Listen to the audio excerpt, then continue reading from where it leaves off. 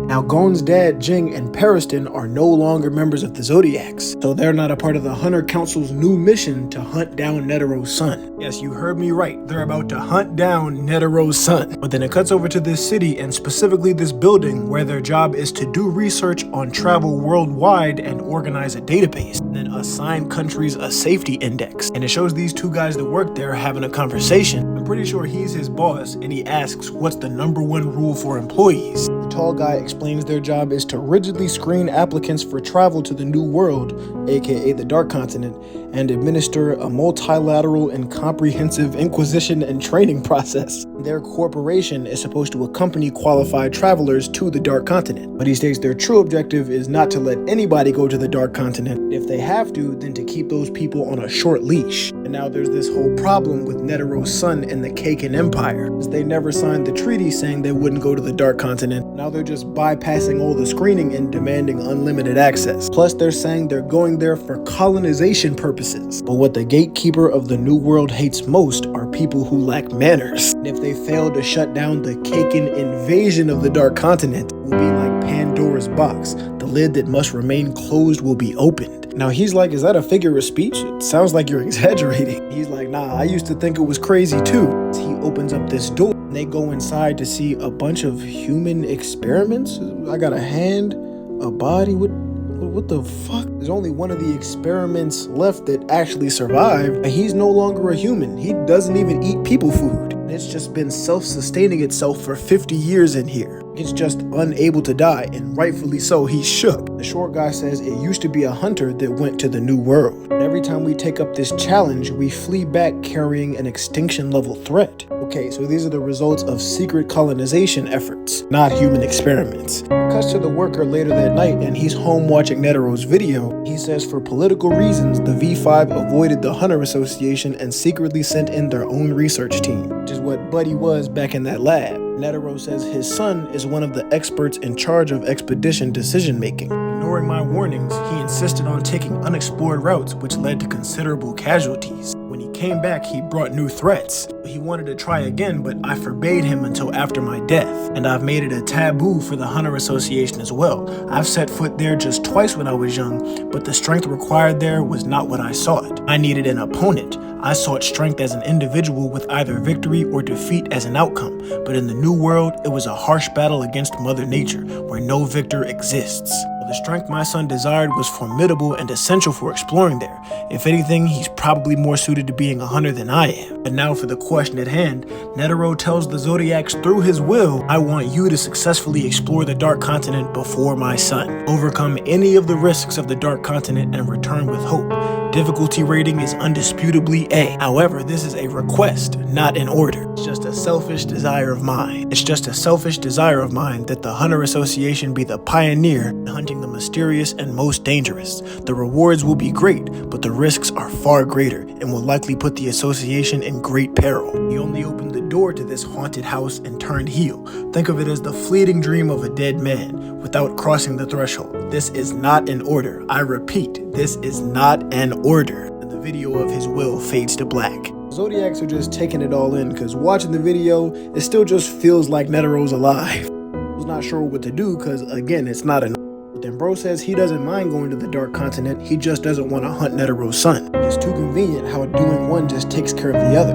If we have the same goal, then interfering with him doesn't sit right with me. And he agrees like they should just all have a fair chance at it. Shorty asks, is it really fair? Like Netero's son has been preparing for decades. How many of us have ever considered going to the New World? As far as I can think of, there's only one such idiot. It shows us the legendary deadbeat himself. If Jing would help us, then great, but he's already left. And either way, he would just want to do it by himself. So competing with Netero's son, not about to be fair at all. They continue trying to plan to hunt him down, claiming they're trying to explore to benefit mankind, but really they're just trying to get natural resources and land. And they're all just bouncing thoughts off of each other, trying to figure out what to do. As Beans gets a call, it's that Netero's son pulled up downstairs. Bro, he do look smack like Netero. He says, yo, it's good, Beans, it's been a while.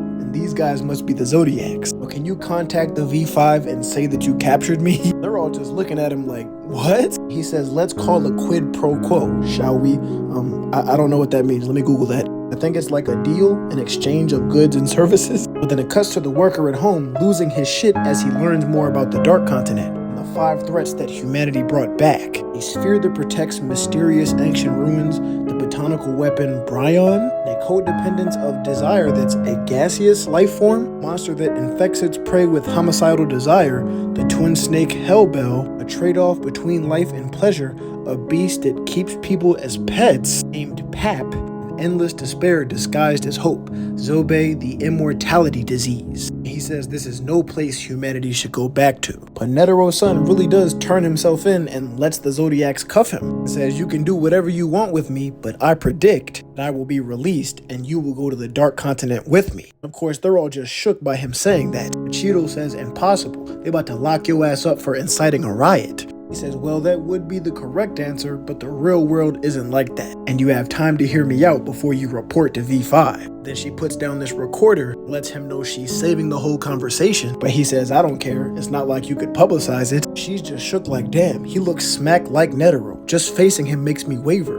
What does he want? The only thing I know right now is that we're being attacked. He says, I'll first tell you about V5's official policy and the true meaning behind those words. You can brace yourselves for the truth. Now, this right here is the current map of the world. This world is truly located within an enormous lake on the Dark Continent. According to our data, mankind has tried to go there 149 times. That's the only excursions we've recorded, and only 5 trips had returning survivals for a total of 28 people. Of them, only 1 is still alive today. The 5 voyages were all unofficial and took place after the V5 made the treaty with the cooperation of the guide. The current situation is we cannot even cross the far ocean boundary without the guide. They're all here within the Dark Continent, and they've been trying to leave the Dark Continent on all these voyages. Okay. Then it cuts over to the employee giving a presentation, but it's still weighing on his mind that he's lying on a daily basis, saying that mankind has never done this when it's just not official records. All 28 of the survivors were as fit as Olympians. Only 3 of them were able to pass various tests upon their homecoming and return to their daily lives. That's a 0.04% rate. Well, it should go without saying that sending civilians is foolish. This lady asks who's the guide, and this guy tells her that it's the being that's summoned by the gatekeeper. And she's like, hold up, who's the gatekeeper? He's like, bro, did you read the files? The gatekeeper is the magical beast clan with the only pipeline to the continent. Travel there is difficult without their help. And somebody asked to interrupt his presentation, saying that we already know about these things, as well as the 5 threats to humanity that you're going to talk about next. Some of them knew, but some of them didn't. And he points out that everything he's saying is just going to galvanize the people even more who are already interested. They all want to know the official way to stop Kakin. He says, all right, well, I do have a file on that, Article 4, the Basic Relations Treaty about international threats. Since it's possible for them to bring back diseases and extinction-level threats from the Dark Continent, if it's deemed necessary, then force can be used to intervene and prohibit anybody from traveling there. They're like, come on, bro, we already know this shit too. Kakin's just still not going to back down. So he comes up with the idea that he should invite Netero's son to join V5, him along with his Kakin Empire. We can reorganize as V6 and unofficially support Kakin's journey. We must show them that we've been waiting for them to join and not just reluctantly adding them to the group. And the king will go down in history as a pioneer. And all the rewards will be divided in 6ths. There are many uninhabited islands that could accept immigrants in the neutral zone inside the far ocean boundary.